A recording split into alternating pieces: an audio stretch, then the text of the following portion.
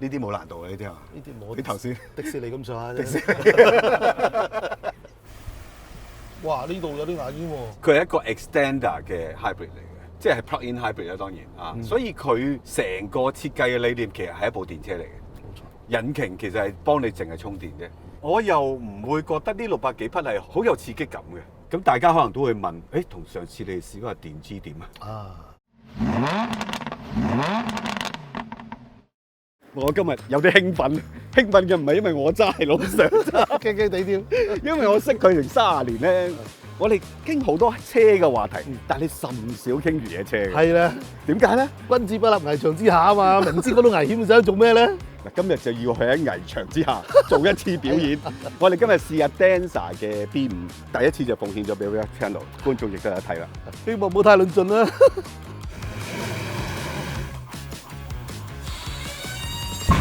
你哋好似好謹慎咁，係啊，超級謹慎，小心啲。小心啲。咁我哋揀咩模式入去好啊？而家駕駛模式，你決定啦。不如智能啊，我想考下佢有幾叻。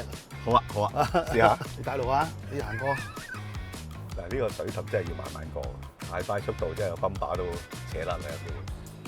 係咪好窄啊？感覺係啊，即係扭力大玩呢啲咧係好着數，正開咁食。如果油車已經係遇到困難啊。似乎用佢嘅智能都行呢啲都仲 OK 喎。OK，你唔好咁快，俾時間我嗰個智能去做嘢得。哇！真係好多草啊！而家生命好偉大啊！而家係啦，呢度上斜坡啦。哇！係難過上次喎，真係。好，可以落翻去，瞓翻落去啦。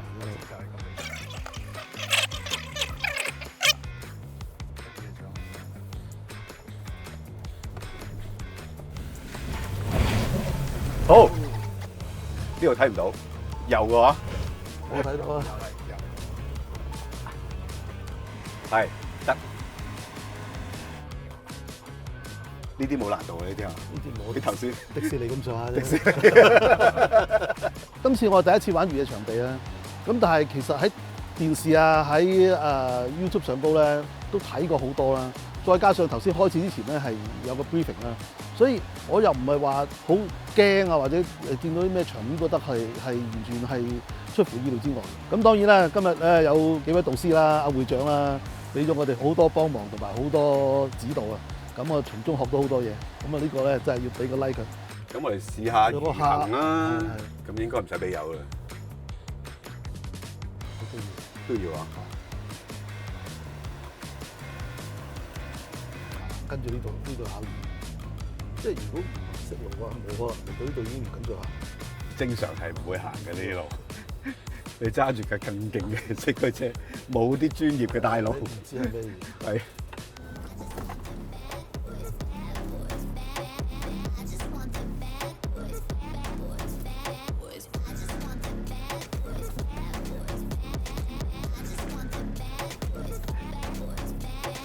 哇！呢條片拍出嚟一定好好睇。個 GoPro 好似甩咗啊！GoPro 唔見咗啊！我哋第一部 GoPro 壯烈犧牲係靠你咯。架機爛咗唔緊要，一定要揾翻裏邊啲片出嚟。係。嗱，龍 Sir show 翻嚟到呢度啦，我見你係好謹慎嘅。係。去迪士尼玩你都謹慎要個刺激感強。有咩感覺咧？覺得呢架車？其實係呢個車咧係好實淨啦，個扭力好強。即係喺越野車嘅世界裏邊咧，你見到啲人好中意揸油揸車。個原因就貪佢好扭力。油揸自動波仲爽啊，有個 top converter。咁但係如果去到電動車嘅年代咧，即係已經係兩個世代啦。個電動車最慢嘅時候係最好力㗎嘛。純扭力嗰個角度嚟講咧，電動車係好着數嘅。變咗嗰個 bottleneck 就去咗個車胎同地下嗰個 traction 嗰度。執到啦，翻緊嚟。冇壯烈犧牲啊，執得翻。好嘢，好嘢。哇！呢度有啲牙煙喎。車底 cap 係咪？睇佢指示 ，Howard 嘅指示。哇！唔係左邊添啊。係啊，仲可以多啲。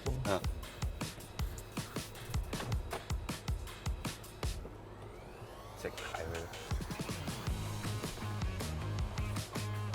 左邊多啲。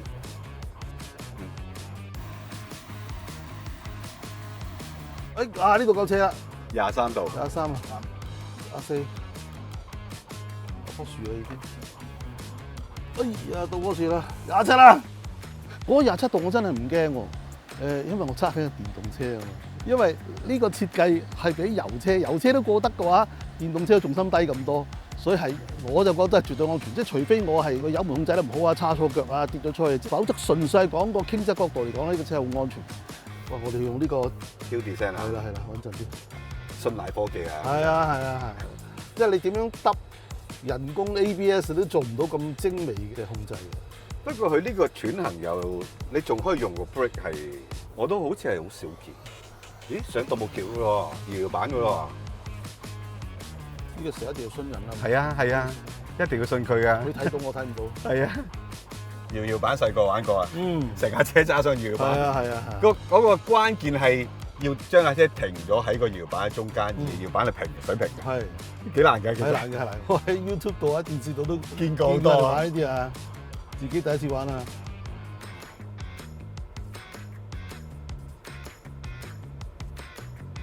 你覺得佢喐，其實已經過咗龍，通常都係。係，跟住要入後波，後翻啲啦。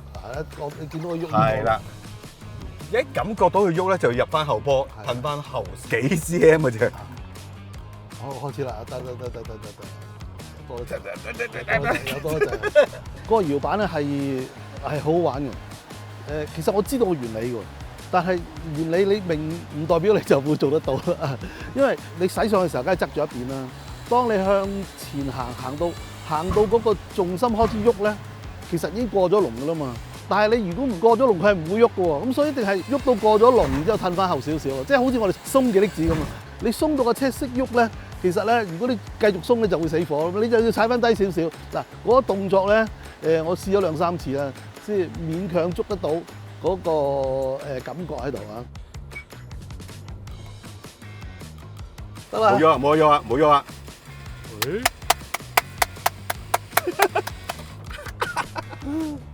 好啦，我哋落去啦，不如好嘛？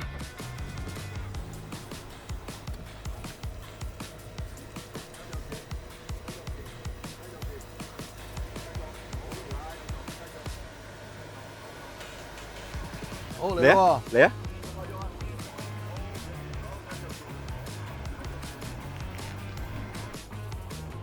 好好玩啊！跟住係應該係啦，上45度。哇！上呢度啊，係啊，呢度溝多啲。好啊，嚟咯！嚟啊 ！ready 先，你 ready 先，得唔得 ？OK。好。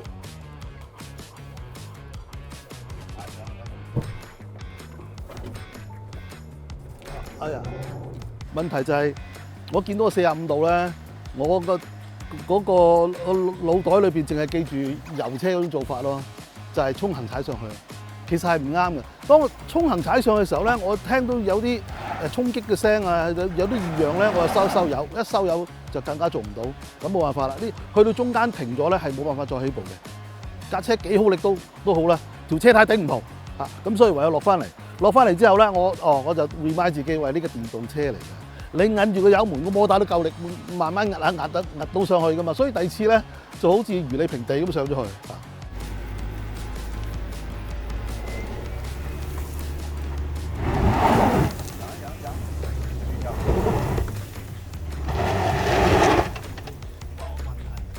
我見你唔係好緊張啫喎。我其實定係某一個位你會緊張啲啊？唔係，你明唔明啊？即係人咧就係咁啊！當你遇到一啲好緊張嘅嘢咧，啲腎上腺素出晒嚟嗰陣時候咧，係會好集中㗎，係啊，好有能力嘅。我爭在咧個身未變綠色嘅啫，同你講啊。可能之後嗰1-2日咧，我晚晚朝瞓到11點鐘起唔到身。但係其實我哋冇乜點轉咩功能嘅，其實係啊，差唔多一個毛行晒去。冇錯。集中精神去處理，最多都係用下餘行啊，落車你好中意用啦。個餘行好好用。係啦，佢個餘行係好特別嘅，仲可以餘行之餘仲可以踩 brake 嘅，呢個係比較特別少少。咁我啲扭軚嘅角度你都覺得好舒服嘅，係嘛？鏡頭你就比較少睇嘅，我見你啊，我幫你睇嘅。不過咁講啦，越野咧，特別係呢啲唔識嘅路，我哋係陌生人嚟㗎嘛。咁最好啊，梗係有啲朋友幫我哋帶路咧。好用過鏡頭嘅啊同埋佢個操控咧，其實相對於嗰啲前後硬擔咧，啊佢唔單止係即係輕鬆舒服啲啊，個軚都好啲嘅。係我有啲諗住一定唔夠啊，點知扭一扭又，又咁又好軚嘅係啊！嘛。我見你頭有一兩個彎，你有少少猶豫，好似唔驚唔夠咁。係因為我成日以為我以前都揸過下嗰啲咁樣嘅前後硬擔啊，嗰啲係即係冇軚噶嘛。咁所以要試下咯。點知試下又得，試下又得，咁就一路就同佢溝通到啦。溝通到添啊！OK， 喂，咁我哋出去 on road 試噶咯，好嘛？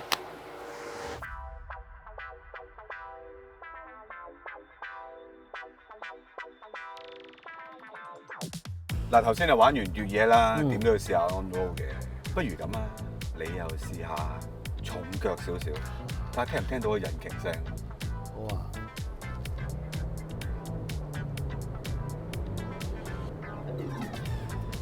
咁啊，好清脆、好明顯地聽到 engine 係隨住你心踏油門咧，就砰砰聲工作。我講清楚啊，呢部騰勢嘅 B5 咧，大陸叫做其實方程炮嘅炮5啦，佢係一個 extender 嘅 hybrid 嚟嘅，即係 plug-in hybrid 啦，當然啊，所以佢成個設計嘅理念其實係一部電車嚟嘅。引擎其實係幫你淨係充電嘅，有啲似 e-power 係嘛？係啦，個原理係相似嘅，但係同 e-power 唔同咧，就係佢呢個電好大，冇錯，30幾度電。呢套四驅咧係要行摩打嘅。即係換言之，個引擎係掂唔到轆嘅時候。頭先大家聽到啲引擎聲高轉啲咧，係因為龍 Sir 踩深咗油門，佢要勤奮啲工作，係為乜啊？就係叉電。冇錯啦，因為你嗰邊啊倒水咁倒啊嘛啲電，所以佢要叉翻啲嘅。呢一種嘅 extender 可能喺香港嚟講就比較陌生少少，大陸就好流行嘅，係嘛？係啊，即係講開好有趣啦。當初10幾年前就主力新能源車就純電啦，係嘛？咁後來發覺純電咧，有啲場合咧就原來有部 engine喺度咧會更加實用嘅。嗱，譬如你跑長途啊，或者去啲偏遠嘅地方嗰度插唔到電啦。幾個冬天啊，幾個新年之後咧，咁啊有啲用家就覺得有部 engine 會好啲。於是乎咧，就有啲咁大電池，即係有得20零度電嘅電池，所謂新能源汽車，佢就加部 engine 喺度。事實上，你睇佢嗰個充電嗰個規格咧，咁另外就係佢仲有強制補電啦，即係你可以 set 定個電池一定 keep 到某一個 percentage 嘅電力嘅。仲有原地補電啦，就算你停咗架車喺度，你揀咗呢個功能，佢都照着引擎，係咁幫你煲電嘅。總之佢 keep 住你有足夠嘅電，讓你好似一部電動車咁樣運作。係啦，喂，但係佢個油箱都唔細嘅喎，因為一般呢一類嘅車嘅油箱好細噶嘛，佢個油箱好似有超過80升嘅。應該係咁樣講，買得呢種車嘅人咧，可能咧3朝7日咧，我就去新疆啊、西藏啊咁樣去玩嘅，旅行玩嘅啦。係啊，咁於是乎咧，就整個大啲油箱，等你可以玩得盡興啲咯。係，所以呢一架車嘅設計咧，同大家喺早前比較熟悉嗰啲日式嘅串聯 hybrid 係有啲唔同啦。佢基本上係唔想個引擎着嘅。係。咁入式嗰隻咧，可能係1度電都唔夠，1度電都唔夠，係啦。油缸係正常嘅細油缸嚟嘅，咁盡量多啲係用個引擎去發揮佢最好嘅效能去充電，就唔想個引擎成日都大幅度上上落落。所以嗰啲日本嘅設計咧，引擎係較為上着啦。呢架咧而家係因為電量少啫，否則佢其實真係經常唔着嘅，可以講。佢有得30幾度電，只要你勤啲咁叉咧，如果你唔去旅行嘅時候，你喺城市裏邊翻工放工通勤咧，每日有得叉下咧，你又可能成個月都唔使入油喎。係啊，你因為有得揀嘅，佢有 EV 有 HEV，咁你揀嘅話咧可以行純電模，咁就最高可以行超過100公里啊！咁所以香港好似你所講，2日插一次電，基本上真係唔燒油。當然啦，如果你係永世你都唔會出去旅行嘅，永世你都喺市裏邊兜嚟兜去叉電嘅，咁就買咗純電咯。係咯，係咯，啱啊！但係當你一年有3幾次去長途旅行嘅話，哇！你又發覺呢啲真係冇得頂啊！係。其實關於呢一種嘅混合動力嘅車咧，我哋叫佢 extender 準確啲。有咩問題，大家留言討論下啊。咁有啲嘢可能我哋都唔知嘅，或者好多香港嘅朋友喺大陸其實都有呢一類車嘅，咁亦都可以表達意見。你揸呢類車個感受係點樣？咁我哋講翻呢架 B5啦，相當多功能。頭先試 off-road 時候講咗啦，即係 off-road 有8種模式，即係問你死未？跟住你 on-road 咧，你呢個 dial 咧又有3個模式，即係包括經濟啦、舒適啦同運動。我自己揸落咧3個 mode 咧，決定我用唔用咧，反而係個懸掛嘅表現。我就唔係話因為 enjoy 佢個 power。佢呢個懸掛而家我哋揸緊呢個版本係 premium 版嚟嘅，佢有呢個叫雲滅 P 嘅懸掛嘅，咁即係一種主動式嘅懸掛，甚至係升高升低，最高將個車身可以超過2米嘅。其實呢個主要係真係俾你 off-road 用嘅，升到最高。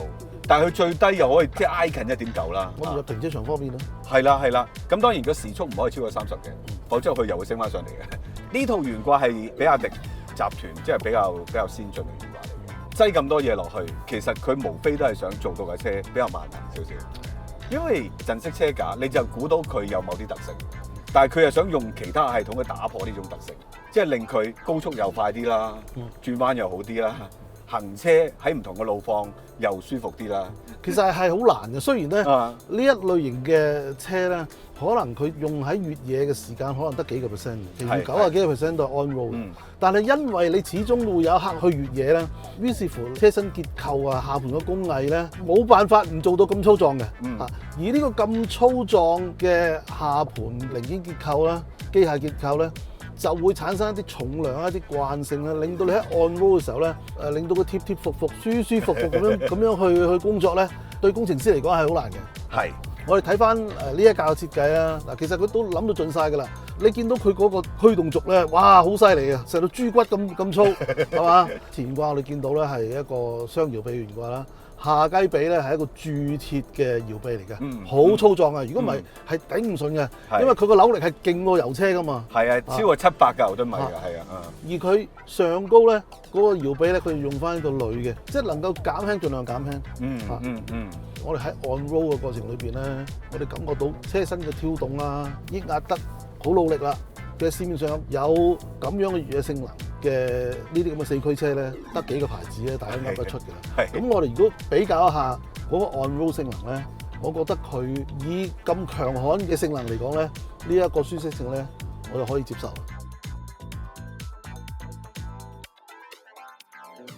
嗱，而家我哋教翻舒適模式去過呢啲減速磅。完全唔減速啊！OK 啊，其實不過咁講啦，即係點解我哋一提佢舒適性咧？因為呢一類嘅陣式車架嘅硬派越野係有佢嗰種 ride 嘅特性喺度。冇錯，同其他私家車係唔同嘅。你過一個咁樣嘅凸起嘅 ram 咧，應付起上嚟係好輕鬆嘅。調翻轉頭咧，如果一啲好密嘅零零碎碎嘅起伏咧，咁由於佢有咁強壯嘅下搖臂，譬如呢啲路面，咁係啦，咁巨型嘅車轆，咁 unspun 咧，咁就係挑戰啦。嗱，頭先你都問我，譬如同 Prado 嘅 Land Cruiser 嚟比較，佢都係陣式車架，硬派4驅啦。過呢啲路咧，佢會再柔少少嘅。當然你可以講佢嘅動作可能會多少少，但係好慢嘅佢啲動作。呢架咧係快少少嘅，喺大陸啲路面鋪得好靚㗎嘛，你都知啦。咁但係香港嘅路面其實甩凸係好多嘅，咁就會有呢啲咁嘅嗱，呢啲咁嘅跳動。胎已經唔係特別厚㗎啦，20寸拎嚟嘅就係好克制嘅其實。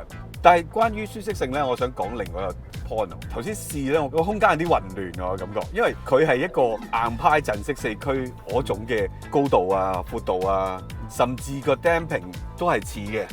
當然佢冇硬派4驅，譬如 Prado 嗰啲咁柔和啊，但係都似嘅。但係行起上嚟靜到完全唔似嗰類車，佢根本上係一個電動車。係啦，而且個驅動補電咧，嗰部 engine 咧就係1.5 turbo。係啦，一部咁細部 engine 咧，個 vibration 係自然會少。同埋我估計咧，佢嗰個 engine range 咧，個 rev range 咧，都唔會好似我哋普通私家車咁嘅，可能都係好窄嘅範圍。係啦，冇錯，喺不斷運作。係啦，最高效率嘅時候。效率嘅時候。咁呢個就係同日式 hybrid 嘅分別。因為日式 hybrid 咧，因為電池細啊嘛，所以咧佢就希望咧適當時候 engine 直接落轆。咁所以嗰部 engine 有翻咁大。係。如果真係有揸開傳統硬派4驅越野車嘅朋友都知㗎啦。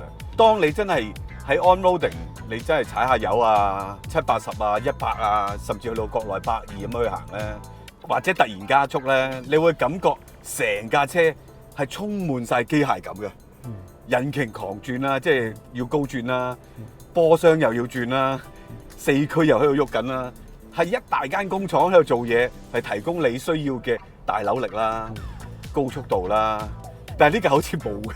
係咪喺架密室裏邊講開密室，你話頭先坐嘅時候個耳仔都聽到啲嘢嘅喎，其實係啊，嗰個耳仔你聽到有啲共鳴聲。少少啊。咁呢個原因係因為佢係震式車架啊嘛，即係個屋真係吸上去。嗯啊，所有嗰個車真剛性係來自個震。呢一類型嘅設計咧，又唔會將個屋仔做到好硬喎。震呢個硬屋就係夠硬，資源投入咧係冇必要嘅。冇必要嘅係啊。相對咧就感覺到咧佢嗰個剛性又唔會話令到你嗡嗡聲嗰種嘅，相對就係個頻率就會低翻少少。龍 Sir 呢架車咧600幾匹嘅，哦，係啊。咁但係我又唔會覺得呢600幾匹係好有刺激感嘅。其實佢嘅力量係強嘅，大嘅扭力係。但係呢個車體令我唔係好想揸得快，因為佢本身嘅重量比較高啦，同埋佢個 setting 就算有咁特別嘅懸掛咧，都係 off-roader 4x4 嗰種傳統嘅 setting 嚟嘅，我覺得。老 Sir 仲記唔記得上次我哋揸架 Benz 嘅 580E 啊？啱啱想講緊呢樣嘢，佢同一啲大機器啊，有啲4驅越野車都好大機器㗎嘛。係啊，佢嘅最大分別就係大嘅機器咧，當我要出到咁大力量嘅時候咧，所有嘅機械零件咧喺度運轉緊啦，唔單止係聲音啦，而令到成個車頭機械零件咧運作咧，佢嗰個角動量喺度轉到好行嘅時候咧，其實你要同佢搏鬥咁樣嘅好似。係啊，係啊。而呢一種咧600幾匹就電動車600幾匹不嬲都係 stand by 喺度啊嘛，你要先攞出嚟噶嘛。係。平時真係好鬆容。係。呢個係一架好典型嘅電動車嘅感覺嚟嘅。嗯。電動車嘅感覺就係力量隨傳隨到啦，靜啦，舒服啦，個機械零件個角動量唔大，你轉彎嘅時候咧，嗰個反應係會相對快啲啦。係兩種唔同嘅極端嚟嘅，即係包括我哋越野嘅時候咧，我哋剛才啲教練都係覺得係唔慣啊，因為佢力量就係靜止嘅時候最大力，同油車咧係需要谷行佢先至嚟力咧，我覺得就係兩件事。換言之，其實嚴格嚟講，我哋基本上係當係一架電車咁揸嘅。嗯。咁大家可能都會問，同上次你試嗰個電機點啊？嗱，我就覺得咧，喺個馬力啊嗰啲上邊咧，其實呢架 B5 係相當高嘅，馬力係600幾匹，扭力好似冇個電池咁高，咁但係都有超過700牛頓米。你仲記唔記得我上次試架電池都喺呢個位先？係。你有冇進油過啊？嗰次？係唔一樣嘅。電機咧，成個設計咧係比你 on road 多啲，但 on road 得嚟咧，佢又係一架高頭大馬嘅4驅車，所以咧佢係一個好奇怪嘅組合。而呢一架咧就係佢嗰個越野性能咧係實實在在，隨時攞出嚟，唔需要做任何嘅改裝啊、特別嘅調試咧，已經係 ready for 4驅啊嘛。咁由於係咁嘅話咧，當佢去到 on road 嘅時候，就係佢要平衡翻，因為我要 ready 4驅越野嗰個機械設計，又要喺 on road 嘅時候又要保持得平穩舒服。咁成個設計咧就係點樣去平衡翻呢樣嘢啊嘛，即係電機係好似冇乜點考慮呢啲。係電機其實成個設計係 on road 多啲嘅，所以佢個電嗰個輸出嗰個特性同呢架係好唔同嘅。當然我唔係講緊電池嘅大細啊，而係個摩打嘅力量。電機我哋上次喺呢度試咧，一腳踩油，即係行我一條嘅，成個頭好似火箭升空 SpaceX 咁樣彈上天空嘅。咁但係呢一架都冇乜嘢嘅。即係似啲大 CC 嘅 off-roader 咯，車頭微微抬起，個加速力要啲時間。即係如果大家揸個 V8 嘅 Land Cruiser 咧，好似好似係啦，就係呢種啦。所以大家唔好以為我揸住個600幾匹，我就變咗係咪電機嘅對手咧？唔係嗰樣嘢嚟嘅，兩種車嚟嘅。其實咧，關於呢架騰勢嘅 B5 咧，如果要介紹啲設備啊、功能啊，我諗都要再講多10幾分鐘。太多啦呢架車，一如國內呢一類嘅車都係你要數，真係數大半集都得嘅。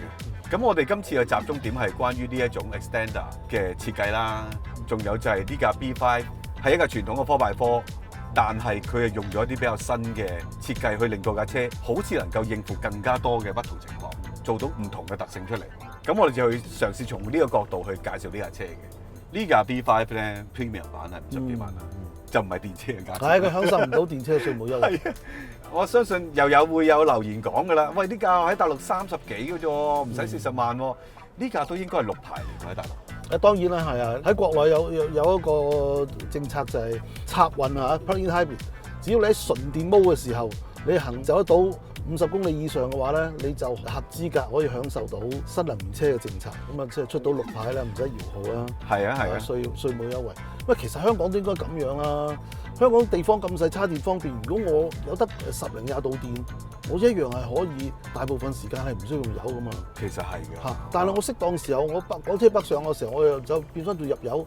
咁呢樣嘢其實對於我哋嘅環保政策冇衝突嘅喎。其實應該呢一類型嘅車俾翻呢個電動車嘅優待，起碼俾一部分都好啊。係啦，仲有一個好大嘅誘因啊，啲油價已經去到30蚊。我諗如果有呢啲車，啲人又有充電嘅話，都頻充啦。基本上唔會有污染啦，即係係咪先？不過好難講啦啊，因為1換1嘅政策都可能會改變，係嘛？都唔係一個長久嘅政策嚟嘅。大家留言又講下啦。即係關於呢一類 extender，你哋會唔會都覺得喺香港係合適嘅汽車咧？不如投票啊，係支持佢有啲稅務優惠。好啦，咁啊今日到此為止啦，記得 subscribe 我 YouTube channel 啦，仲有我哋嘅 Facebook、IG 都想大家支持啦。多謝加入咗成為我哋會員嘅朋友，咁未加入嘅可以撳埋個加入掣啦，多謝晒。好 OK，拜拜。